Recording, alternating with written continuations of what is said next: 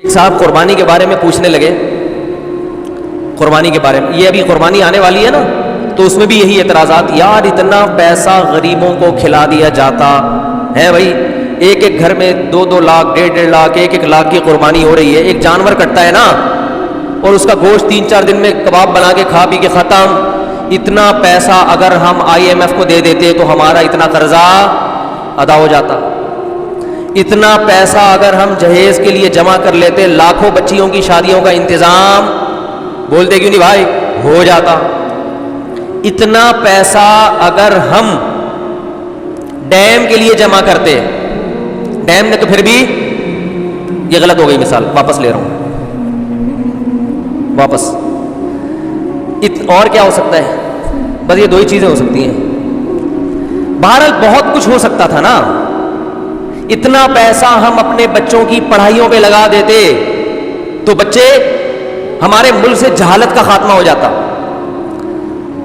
اتنا پیسہ یوں کر دیتے تو یوں ہو جاتا، یوں کر دیتے. اور اگر چلو گوشت ہی میں خرچ کرنا تھا، بھئی علماء کہتے ہیں نا غریبوں کو گوشت کھانے کو مل رہا ہے، تو اتنا پیسہ گوشت خرید کے اسٹاک کر دیتے اور پھر پورے سال آرام سے تقسیم ہوتے. یعنی گورنمنٹ یہ اعلان کرتی، بھائی قربانی کی مد میں سب اتنے پیسے جمع کرائیں، 50,000 ہم کرا دیتے، 1 لاکھ رفیع بھائی کرا دیتے، 1.5 لاکھ فلاں کرا دیتا، اور یہ کرا کے گورنمنٹ یا کوئی کمیٹی بن جاتی جو کہتی اب ہم ایک دن میں نہیں بلکہ پورے سال میں ڈیوائیڈ کر کے جانور ذبح کر کے غریبوں میں بانٹتے رہیں گے. اس سے غریبوں کو فائدہ زیادہ ہوتا.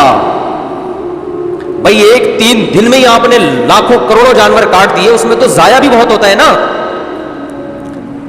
ارے اس کو اسٹور کر کے، بھئی یہ گائے مفتی صاحب کی ہے، یہ گائے فلاں کی ہے، یہ گائے فلاں کی ہے، اب یہ بس اللہ کے نام پہ ہو گئی ہے، اب بوقت ضرورت بقدر ضرورت جب ضرورت ہوگی یہ گائے کٹتی رہے گی، راشن بٹتا رہے گا غریبوں میں.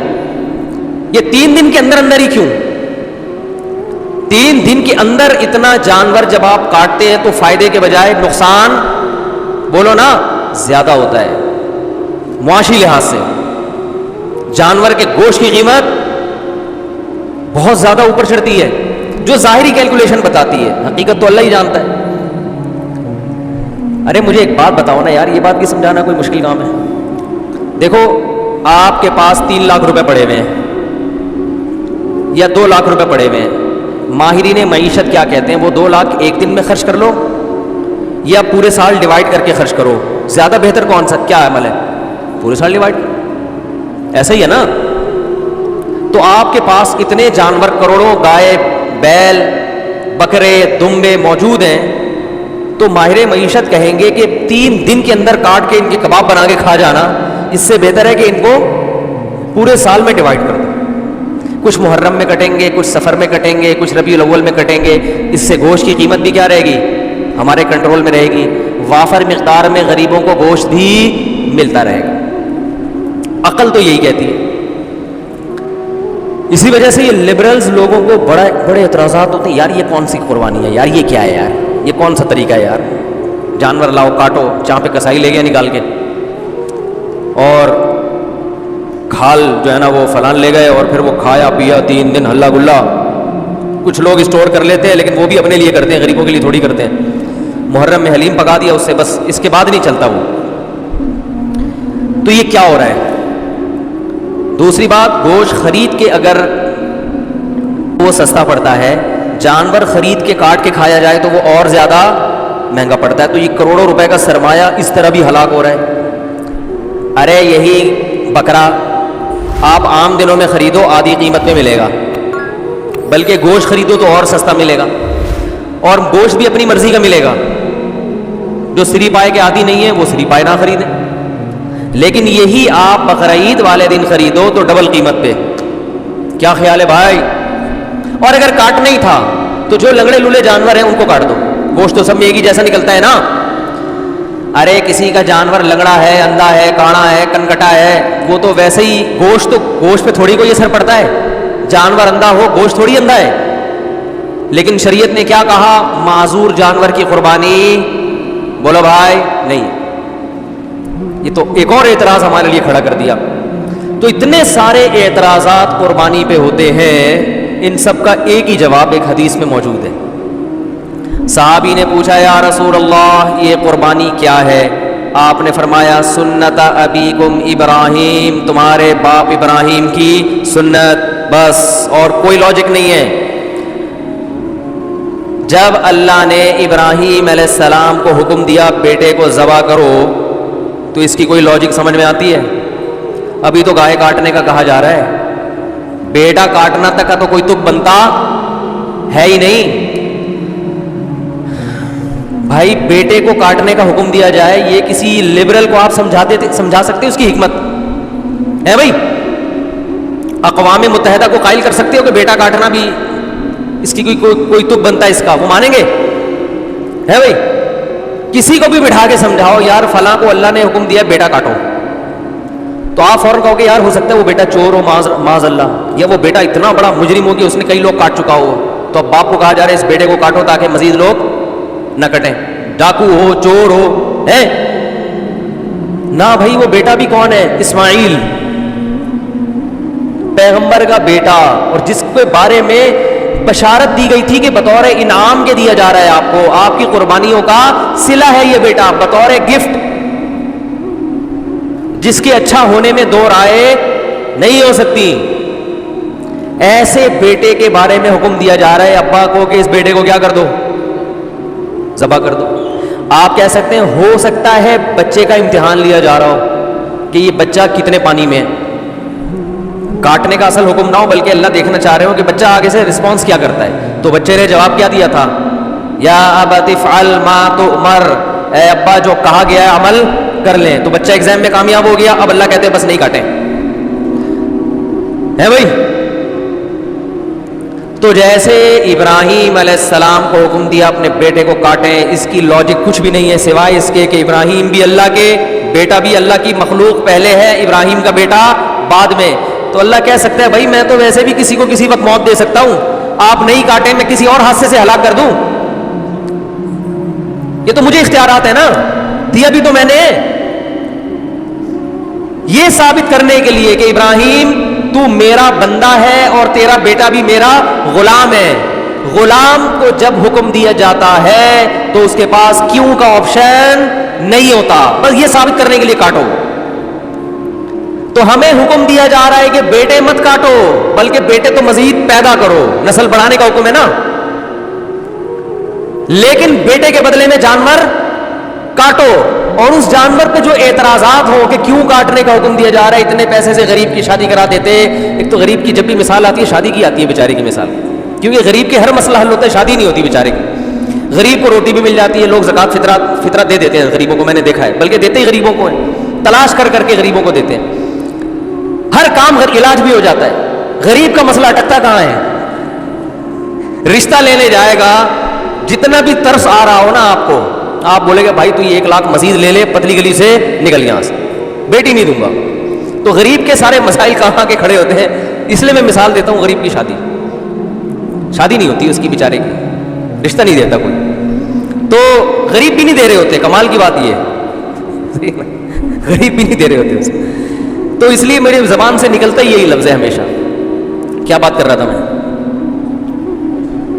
ہاں تو میں یہ کر رہا تھا کہ لوگ کہہ سکتے تھے کہ یہ جو تم نے 1.5-2 لاکھ کا بیل خریدا ہے اس سے کسی غریب کی شادی کرا دیتے، یا کھانا کھلا دیتے، یا کسی غریب بچی کو جہیز دے دیتے، یا فلانا کر دیتے تو ٹمکانا کر دیتے۔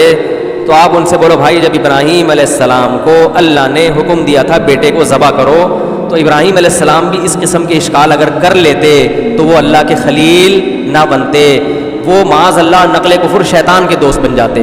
تو آپ مجھے بھی شیطان کا دوست بنانے کی کوشش نہ کریں۔ اللہ نے حکم دیا کہ کاٹو تو میں کیا کروں گا؟ کاٹوں۔ اور حج میں تو اس سے بھی زیادہ عجیب معاملہ ہوتا ہے، یہاں تو ہم گوشت کھا بھی لیتے ہیں، کھلا بھی دیتے ہیں، مینا میں جو کروڑوں لاکھوں جانور ذبح ہوتے ہیں وہ تو بیچارے اکثر ضائع ہو جاتے ہیں۔ لیکن عقل پرستوں کو اللہ نے یہاں ایک جواب دیا ہے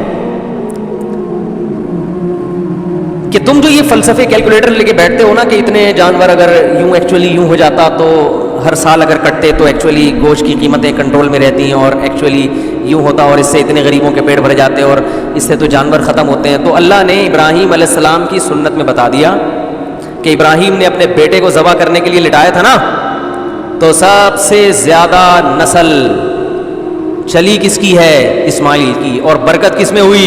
اسی بیٹے میں. آئی بات سمجھ میں؟ کوانٹٹی کے لحاظ سے بھی اور کوالٹی کے لحاظ سے. آج بھی دنیا میں خاندان افرادی قوت کے لحاظ سے سب سے زیادہ سید ہیں دنیا میں، جن کو شاہ بھی کہا جاتا ہے، سید بھی کہا جاتا ہے، افرادی لحاظ سے بھی. اور روحانی اعتبار سے سید الانبیاء محمد صلی اللہ علیہ وسلم اللہ نے حضرت اسماعیل کی اولاد میں پیدا کیے. پتا چلا کہ بھائی جو اللہ کے لیے کٹے گا بڑھے گا بھی. بولو نا. وہی کتے تو 12 بچے دیتے ہیں اور کئی سال ہو گئے کہ ایم سی والے نہیں مار رہے، پھر بھی اتنے نہیں ہوئے ہیں. بھائی یہ تو اللہ کا فضل ہو گیا. لیکن گائے، بیل، بکرے، دمبے روزانہ کروڑوں کی تعداد میں کٹتے ہیں، اتنے کہ ہمارے تصور سے جب بھی شنواری آؤ گے 8-10 بکرے لٹکے ہوئے نظر آئیں گے آپ. ہر ہوٹل پہ یہی ہے. وہ بھائی سال میں 1 بچہ دیتی ہے بکری یار. گروتھ ریشو کیا ہے؟ 1 بچہ سال میں. کٹ روزانہ رہا ہے، روزانہ. کمیلا جاؤ نا کبھی، کراچی کے کمیلے جاؤ، روزانہ بچڑے 2 دانت کے لائن لگی ہوئی ہوتی ہے. او بھائی یہ تو 2 سال میں 1 پیدا ہوتا ہے. یہ مرغیوں کی طرف 24-24 انڈے تھوڑی دیتی ہیں بکریاں اور گائے کہ 24-24 بھینسیں نکل رہے ہیں اس میں سے. اتنا کٹ رہا ہے، اتنا کٹ رہا ہے، اتنا کٹ رہا ہے. اور پھر بقرعید کے 3 دنوں میں دیکھو اور پھر حج میں دیکھو، ختم ہونے کا نام بولو بھائی نہیں لے رہا. یہ ہے کوانٹٹی کے اعتبار سے برکت. اور کوالٹی کے اعتبار سے برکت دیکھو، جو طاقت صحت اللہ نے ان 4 جانوروں کے گوشت میں رکھی ہے وہ کسی اور کے گوشت میں نہیں ہے. مرغی کھانے سے طاقت، بول لو، مرغی کچھ نہیں بگاڑ سکتی آپ کا. ان مرغیوں میں دم ہی ختم ہو گیا ہے. یہ آپ کو کیا، آپ ان کے خلاف جتنا بھی احتجاج کرو یہ کچھ نہیں کرے گی. بکرے کے خلاف بولنے سے پہلے سوچنا. صحیح بتا. روحانی برکت بھی ہے. میں اکثر ایک مثال دیتا ہوں نا، وہ ہم جب چھوٹے بچے تھے تو شعیب اختر تھا بہت فاسٹ بالر، تو اس کی بالنگ کا سنتے تھے. میں تو نہیں دیکھتا تھا اس وقت ٹی وی، تو سنتے تھے بہت فاسٹ بالر ہے. تو اس دور میں انڈیا کے کسی شعیب اختر، کیا میں نے بولا؟ ایکٹر بولا؟ ایکٹر نہیں، کھلاڑی. انڈیا کے اس دور میں کسی کھلاڑی کا انٹرویو آیا کہ پاکستان کے پاس اتنے فاسٹ بالر ہیں، آپ کے پاس کیوں نہیں ہے؟ تو انڈیا کے اس کھلاڑی نے کہا کہ شعیب اختر گوشت کھاتا ہے، ہم گوشت بولو بھائی نہیں کھاتے. واگا بارڈر پہ چلے جاؤ، گوشت کا سبزی سے مقابلہ آپ کو نظر آئے گا وہاں. میں 2 دفعہ واگا بارڈر پہ گیا ہوں. بار بار دل چاہتا ہے لیکن اب چونکہ ذرا مشہور ہو گئے تو ہر آدمی وہ پھر تصویریں لے کے ڈالنا شروع کر دیتے ہیں اور ایک عجیب ہی. تو واگا بارڈر پہ آپ جائیں، ایک طرف گوشت نظر آئے گا، دوسری طرف بولو بھائی سبزی. آوازوں میں دم دیکھو، ایک کی دھاڑ جیسے شیر دھاڑ رہا ہے، قد ہے بھائی جیسے بیل. یہ برکت کس کی ہے؟ گوشت کا مقابلہ سبزی سے دیکھنا ہے، سبزی سے کرنا ہے تو ابھے نندن کی چائے دیکھ لو. ایک سبزی کھا کر اڑا تھا ہے بھائی ہوا میں، اور ایک بولتے کیوں نہیں یار، اس میں تو کچھ نہیں، کوئی پابندی نہیں ہے یار، آپ تو گوشت کھاتے ہو نا. ایک نے سبزی کھائے تھے ٹماٹر، جس پہ پھر ہم پہ پابندی لگائے گی کہ ٹماٹر پہ پابندی لگا رہے ہیں ہم. لگا دو پابندی، گائے پہ پابندی نہ لگانا. انڈیا نے دھمکی دی تھی نا ہم تمہارے ٹماٹر بند کر دیں گے، تو ہمارے ہاں تو ٹومیٹو کیچپ میں ٹماٹر نہیں ڈلتا. ہمارے ہاں تو ٹومیٹو کیچپ میں نہیں ڈلتا ٹماٹر، وہ پتہ نہیں کیا ڈل رہا ہوتا ہے. تو ٹماٹر بند کرنے سے ہمارا کوئی نقصان نہیں ہے. انڈیا سے جو گائے آ رہی ہیں اور وہ بیل آ رہے ہیں نا جو ہندو نہیں کھاتے، یہ آپ بہت اچھا کرتے ہو، بہت اچھا. آپ گائے کو اپنی ماں سمجھو، گائے کی سیوا کرو، سجدہ کرو گائے کے سامنے، ہمیں کوئی اعتراض نہیں ہے، کیونکہ آپ کھاؤ گے تو ہمارے لیے کھانا مہنگا ہو جائے گا تھوڑا سا. تو اگر آپ یہ دھمکی دیتے کہ ہم پاکستان کو قربانی کی گائے بند کر دیں گے تو ہم پریشان ہوتے. بھائی ہمیں تو واگا بارڈر پہ آپ کے خلاف جو نعرے لگانے پڑتے ہیں وہ گائے کا گوشت کھائے بغیر ممکن نہیں ہے. ہمیں جو اڑتے ہوئے جہازوں کو کنٹرول کر کے زمین پہ لا کے پائلٹ کو چائے پلا کے واپس بھیجنے کا عمل ہے، یہ گائے کا گوشت کھائے بغیر ممکن نہیں ہے. گائے بند نہ کرو ہماری. اب مجھے ڈر ہے کہ وہ بھی گائے کھانا نہ شروع کر دیں یہ بیان سن کے، لیکن ان کو ٹائم لگے گا. آج اگر وہ ہندو گائے کھانا شروع بھی کرتے ہیں تو وہ تو ظاہر ہے ان کی جین میں شامل ہونے میں 5-6 صدیاں بھی گزریں گی. ہم تو ہزاروں سال سے کھا رہے ہیں بھائی. ابھی آپ کو گائے کھا کے بھی ہمارا مقابلہ کرنے میں 200-400 سال لگیں گے. یہ گائے. باقی آپ کہہ سکتے ہیں وہ گائے کھانے سے کولیسٹرول بڑھتا ہے، وہ اس لیے بڑھتا ہے کہ وہ پھر کام جہازوں والے نہیں ہو رہے نا. سارے تھوڑی ابھی نندن کے مقابلے میں ہوا میں یا واگا بارڈر پہ پریڈ کر رہے ہیں. زیادہ تر تو گائے کھا رہے ہیں اور کمپیوٹر کے آگے بیٹھ کے بس یہ انگلیوں کی جو مسل ہے نا ان کی ایکسرسائز ہو رہی ہے. اس کے لیے گائے کھانے کی ضرورت بولو بھائی نہیں. آفس میں بیٹھے ہوئے ٹھش پش اس سے کیا ہو؟ تو پھر وہ ظاہر ہے پھر تو پھٹو گے. گائے پھر یہ گائے کی توہین ہے. یہ جو گائے کا گوشت کھانے سے کولیسٹرول بڑھتا ہے یہ گائے کے گوشت کی توہین کی وجہ سے بڑھتا ہے. کیا آپ نے بڑا گوشت کھایا؟ کام بڑے نہیں، کام چھوٹے چھوٹے مرغیوں فارمی مرغی جیسے کام کر رہے ہیں آپ، اس لیے کولیسٹرول بڑھتا ہے، ہارٹ اٹیک ہوتا ہے. بڑا گوشت وہ کھائے جو کام کیا کرے؟ بڑے کرے، جو فضاؤں میں جہازوں پہ قبضہ کرے، پائلٹوں کو آسمانوں سے نیچے اتارے اور PIA کے جہاز لے جا کے. اللہ کی پناہ یار، یہ بھی ہمارے یہاں ہو رہا ہے. اس میں گائے کا قصور نہیں ہے، یہ PIA والوں کا ذاتی قصور ہے. تو خیر میں یہ کر رہا تھا کہ نبی صلی اللہ علیہ وسلم نے فرمایا یہ قربانی کیا ہے؟ تمہارے باپ ابراہیم کی سنت. اس میں بتا دیا کہ قربانی وہ کرے گا جو اپنے آپ کو اللہ کا غلام سمجھتا ہے کہ میرے رب نے جس بات کا مجھے حکم دے دیا میں اس کا پابند ہوں، میری سمجھ میں آئے یا نہ آئے. اور آپ دیکھو کیسا عجیب حکم ہے. 3 دن تک آپ جانور کاٹ سکتے ہو. تیسرے دن کا سورج غروب ہوا اب آپ جانور نہیں کاٹ سکتے. وہ اب کاٹنا عبادت نہیں ہے. اب وہ ایک جانور ہے، گوشت کھانا ہے تو کاٹ لیں، نہیں کھانا تو چھوڑ دیں، قربانی نہیں ہوگی. حالانکہ وہی جانور ہے، وہی نیت ہے، لیکن اللہ نے کہا نہیں یہ عبادت ہے. عبادت ٹائم کے اندر ہوتی ہے. ٹائم جو جس چیز کا ٹائم ہے اسی ٹائم پہ. عید کی نماز عید کے دن ہوگی. آج اگر کوئی عید کی نماز پڑھنا چاہے تو تھوڑی ہوگی. تو اسی طرح یاد رکھیں جیسے اللہ نے قربانی کا حکم دیا یہ بتانے کے لیے کہ اس حکم پر وہی عمل کریں گے جو مجھے اپنا رب